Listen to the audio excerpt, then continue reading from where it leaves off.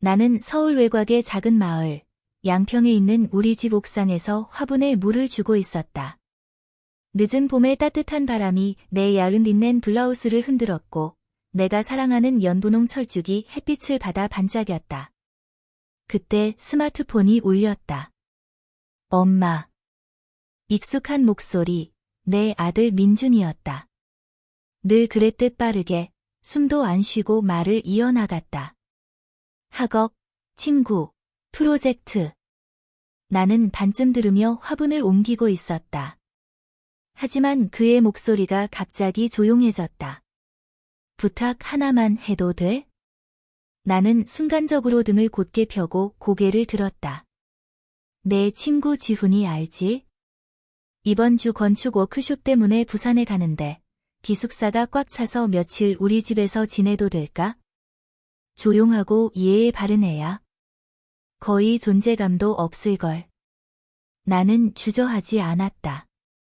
물론이지. 오게 해. 전화를 끊은 후에도 한동안 물뿌리개를 든 손이 멈춰 있었다. 그제서야 정신이 들어 거실 창문을 닫고 커튼을 갈고 작은 일들을 하나씩 정리하기 시작했다. 이유는 없었지만 옷장 문을 열고 원피스를 꺼내 보았다. 연한 베이지 색깔의 한복 원단으로 만든 원피스를 꺼냈다. 전통적인 느낌을 살짝 현대적으로 재해석한 디자인. 얇고 부드러운 천이 피부 위를 스치는 감각이 은근히 나를 자극했다. 속옷은 입지 않았다. 단지 원단과 피부가 직접 만나는 그 느낌이 그날은 필요했으니까. 내가 머리를 느슨하게 묶고 실내 슬리퍼를 신었을 때쯤 초인종이 울렸다. 문을 열자 나는 그 자리에서 숨을 멈췄다. 문 앞에 선 건 내가 상상한 아이가 아니었다. 키가 크고 어깨가 넓은 청년. 맑은 눈동자, 햇볕에 그을린 피부, 회색 티셔츠가 그의 몸에 자연스럽게 밀착되어 있었고 낮고 조용한 목소리로 말했다. 안녕하세요, 선생님. 불편 끼쳐드려 죄송해요. 그는 선생님이라 불렀지만 그의 눈빛은 그렇게 말하지 않았다. 뒤이어 들려온 민준의 목소리와 웃음소리, 가방을 내던지는 소리, 남자 향수의 잔향이 복도를 채웠다. 평범하고 익숙한 저녁. 하지만 나는 이미 그 악수에서, 단 1초 길어진 그 접촉에서 무언가가 시작되었다는 것을 느꼈다. 그날 저녁, 나는 된장찌개와 전복 무침을 준비했고, 지훈은 조용히 식탁에 앉아 있었다. 그는 말이 적었지만 눈빛은 나를 향하고 있었다. 말 없이 나를 스캔하듯 바라보았다. 이 집은 시간이 느리게 흐르는 것 같아요. 나는 웃었지만 그가 내 입술에 시선을 두고 머무른 걸 느낄 수 있었다. 밤에 침대에 누웠지만 잠은 오지 않았다. 나는 몇 년 만에 내 몸이 다시 살아있는 듯한 느낌을 받았다. 그것은 불안이나 두려움이 아닌 어쩌면 본능이었다. 아침, 민주는 새벽 일찍 떠났고 집에는 나와 지훈만 남았다. 나는 화장실에 가서 샤워를 했다. 향긋한 데카피누의 거품을 천천히 몸에 문지르며 내 몸의 모든 감각이 깨어나는 것을 느꼈다. 수건 하나만 두르고 나와 복도를 지나는데 그가 거기에 있었다. 맨발, 커피잔을 든 손, 검은 티셔츠, 헝클어진 머리. 좋은 아침이에요. 그 목소리는 나른했고 약간 쉬어 있었다. 좋은 아침. 나도 대답했다. 우리의 팔이 스치듯 지나갔다. 아니, 진짜 닿지는 않았지만 나는 느꼈다. 그 순간 집 전체가 멈춘 듯 했다. 나는 방으로 들어가 창문을 열었다. 마당의 대추나무가 바람에 흔들리고 있었지만 내 안에서는 이미 뭔가가 움직이기 시작했다. 이야기는 이제 시작되고 있었다. 민준이 떠난 아침, 집안은 너무 조용했다. 나는 일부러 천천히 움직였다. 바닥을 닦고 커튼을 다시 매만지고 정원을 한 바퀴 돌아보았다. 지훈은 방에서 나오지 않았지만 나는 그의 존재를 느끼고 있었다. 공기 속에 미묘한 긴장이 감돌았다. 늦은 아침이 되어서야 그는 부엌에 나타났다. 머리는 아직 잠결의 부드러움을 간직했고 검은색 반팔 티셔츠와 편안한 린넨 반바지를 입고 있었다. 그의 피부는 햇살을 받아 금빛처럼 보였다. 혹시 제가 아침 준비 도와드려도 될까요? 나는 고개를 저었다. 앉아 있어. 곧 준비돼. 그러면서도 내 손이 떨리는 걸 감출 수 없었다. 조심스럽게 한 손으로 커피를 따르고 다른 손으로 토스트를 구웠다. 그는 내 동작 하나하나를 조용히 바라보고 있었다. 마치 그 자체가 하나의 대화처럼 느껴졌다. 식탁에 마주 앉아 우리는 단순한 이야기들을 나눴다. 학교 이야기, 건축 수업, 서울의 혼잡함.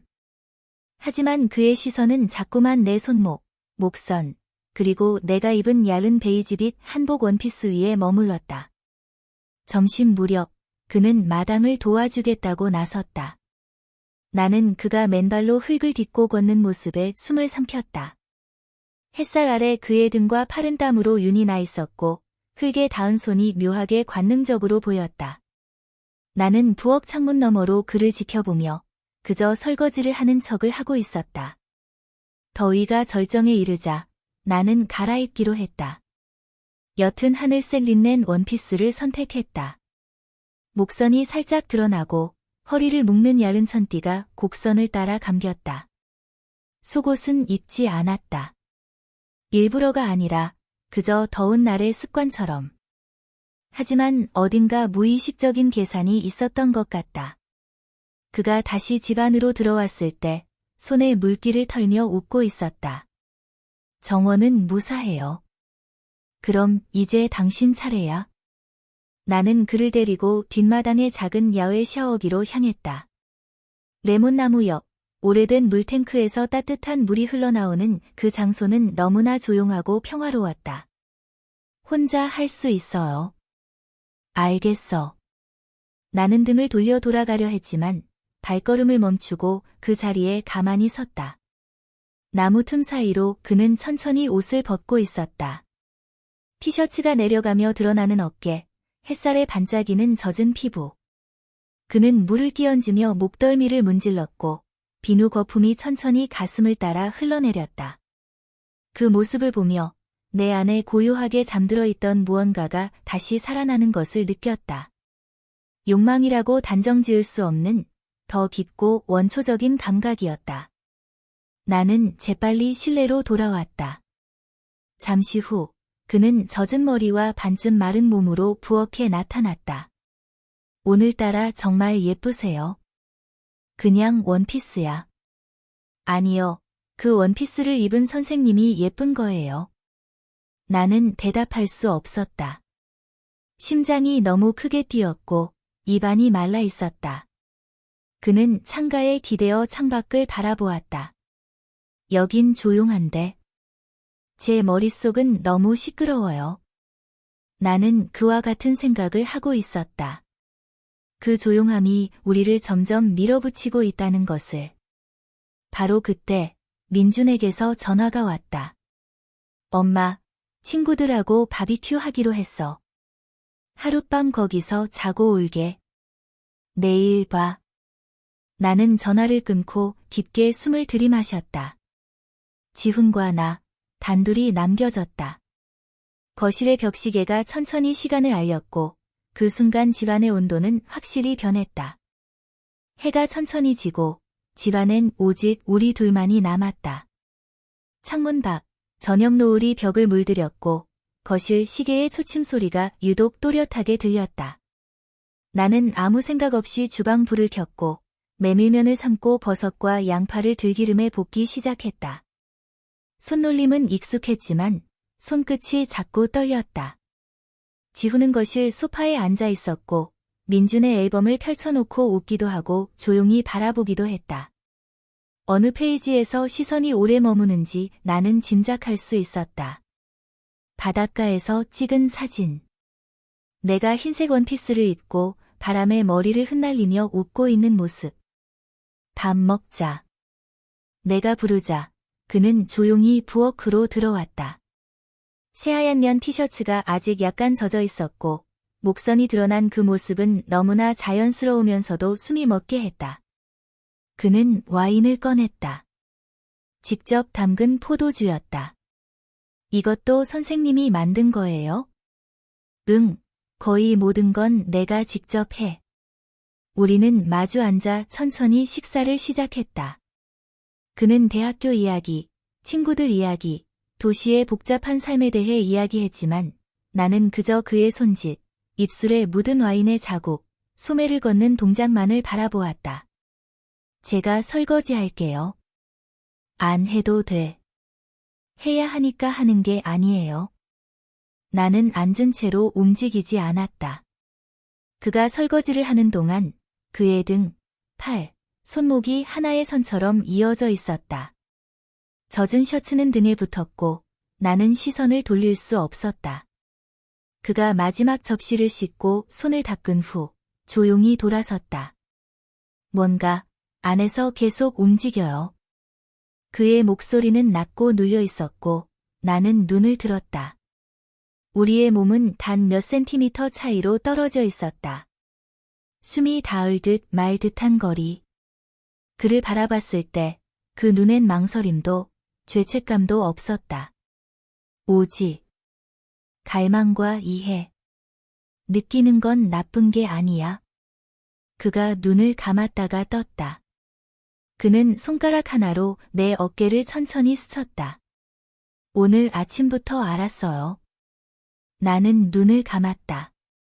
잠깐이면 도망칠 수 있었지만 대신 앞으로 다가갔다. 우리의 입술이 닿았다. 급하지 않았다. 오히려 느리고 조심스러웠다. 그 입술은 따뜻했고 습기 있었으며 마치 오래 기다린 듯 자연스러웠다. 그의 손이 내 허리에 닿았고 나는 그의 등에 손을 올렸다. 우리는 천천히 거의 숨을 쉬듯 서로를 껴안았다. 그가 나를 식탁 쪽으로 살짝 밀었을 때 내 옷감이 그 아래에서 부드럽게 구겨졌다. 그는 첫 번째 단추를 풀고 멈췄다.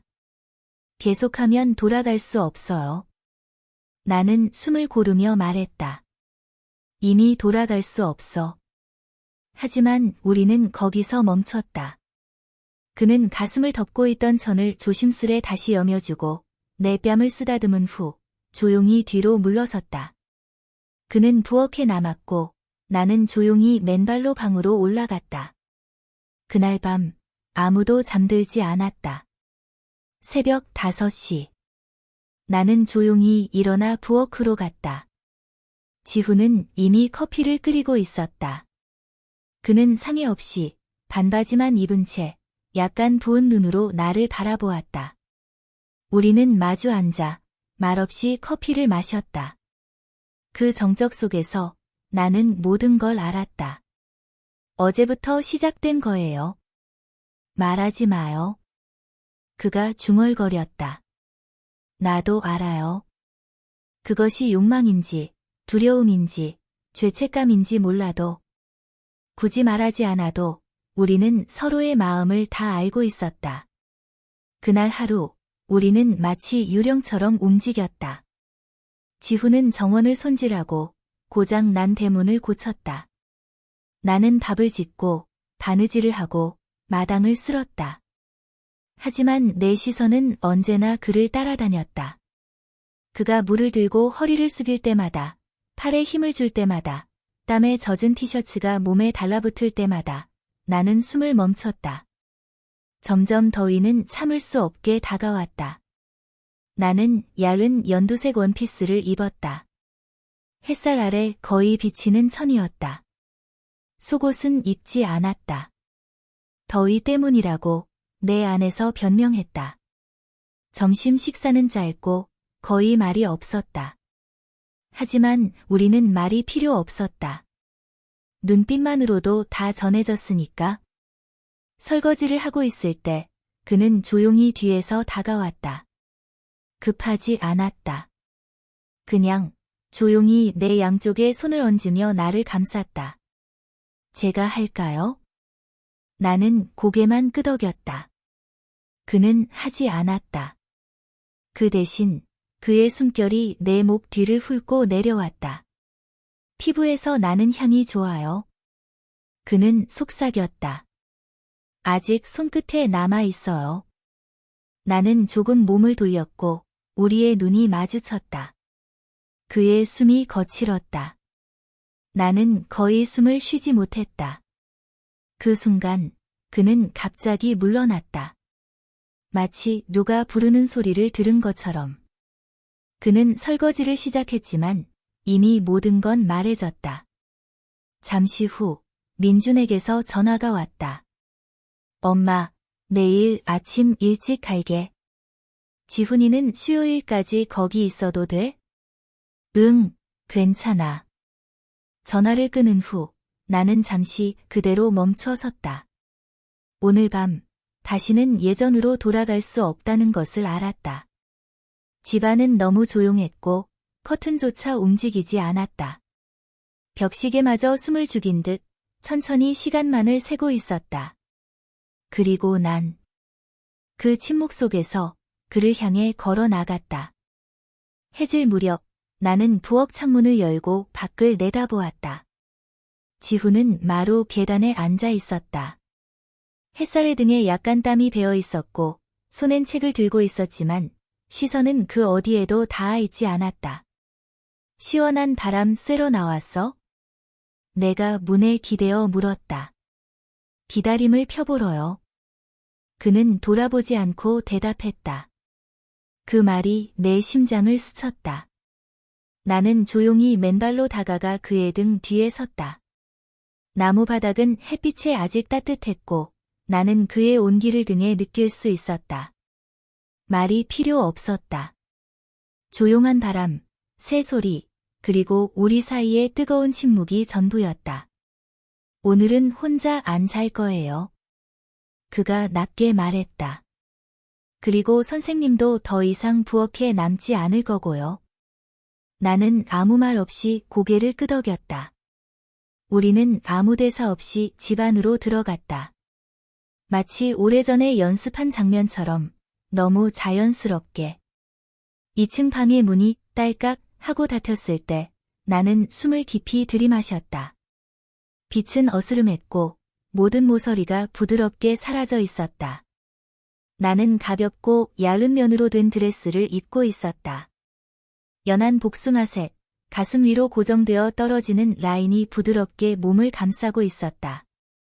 지훈은 그 어둠 속에서 더 커 보였다. 그는 조심스럽게 다가와 내 어깨를 쓰다듬었다. 손끝이 움직일 때마다 숨이 끊기는 듯했다. 나는 그에게 몸을 맡겼다. 그의 손은 허리와 목선을 따라 천천히 움직였고 내 손은 그의 옷 속으로 들어가 복부를 타고 올라갔다. 그의 향은 비누, 햇빛, 그리고 젖은 흙냄새. 그 모든 것이 이상하게 따뜻하고 익숙했다. 내 드레스는 조용히 바닥으로 떨어졌고 나는 얇은 속옷만을 남긴 채 그의 앞에 섰다. 그는 말을 하지 않았지만 그 눈빛은 내 모든 곡선을 기억하려는 듯 머물렀다.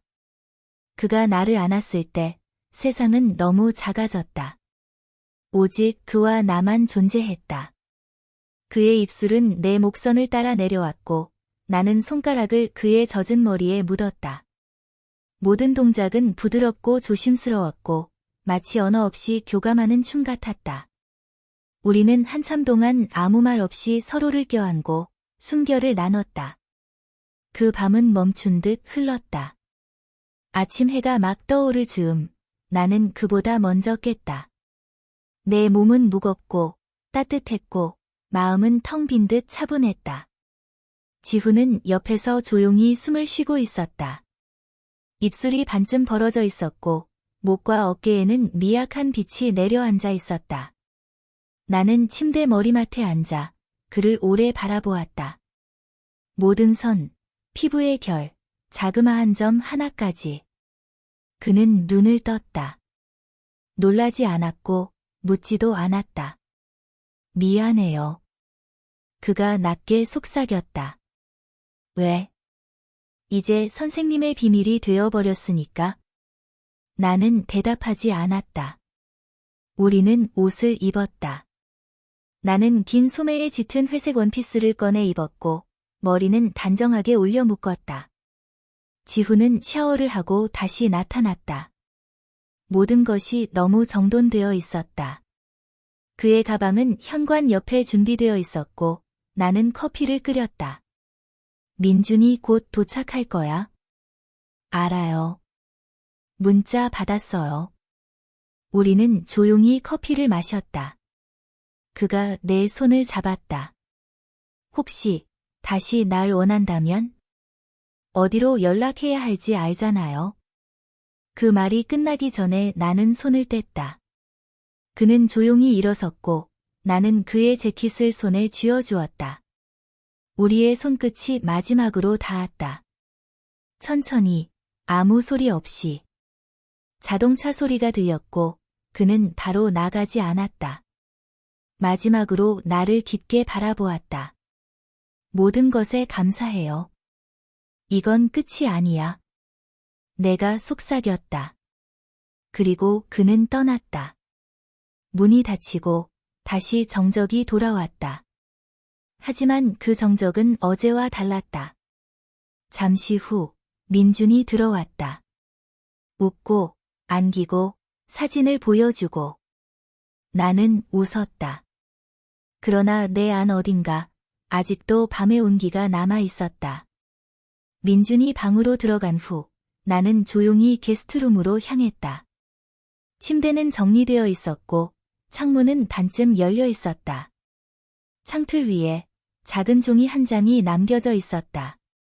혼자 남게 되면 다시 쓰세요. 또 더운 날이 오면 그게 신호일 거예요. 나는 그것을 접어 서랍 깊숙이 넣었다. 아무도 찾지 못할 그곳에. 하지만 나는 항상 그 말을 기억할 것이다. 그날 오후 나는 장을 보기 위해 마을 시장에 나섰다. 평소와 다를 것 없는 길, 익숙한 상점들, 반가운 이웃들의 인사. 하지만 그날따라 모든 것이 조금씩 달라 보였다. 생강향이 퍼지는 한약방 앞을 지나고 유리병에 담긴 말린 귤 껍질을 구경하던 중 몇몇 이웃들의 시선이 유난히 오래 머무는 걸 느꼈다. 그 눈빛은 호기심도 비난도 아닌 변화에 대한 무언의 인식이었다. 누구도 아무 말 하지 않았지만 무언가가 전해졌다는 걸 나도 알 수 있었다. 나는 검은 깨와 청매실청, 그리고 갓 구운 보리빵을 샀다. 가벼운 천 가방을 들고 집으로 돌아오는 길, 발밑에서 낙엽 하나가 바삭하고 부서졌다. 집에 들어오자 나는 바닥을 쓸고 커튼을 걷었다. 집안은 고요했고 마치 모든 것이 원래대로 돌아온 듯했다. 하지만 공기 속 어딘가엔 여전히 따뜻한 무언가가 흘러다니고 있었다. 나는 옷을 갈아입었다. 자주 입던 흰색 끈 원피스. 나무 단추가 달린 심플한 디자인이었지만 오늘은 그 촉감이 다르게 느껴졌다. 천이 살에 닿을 때마다 지난 며칠간의 온도가 떠올랐다.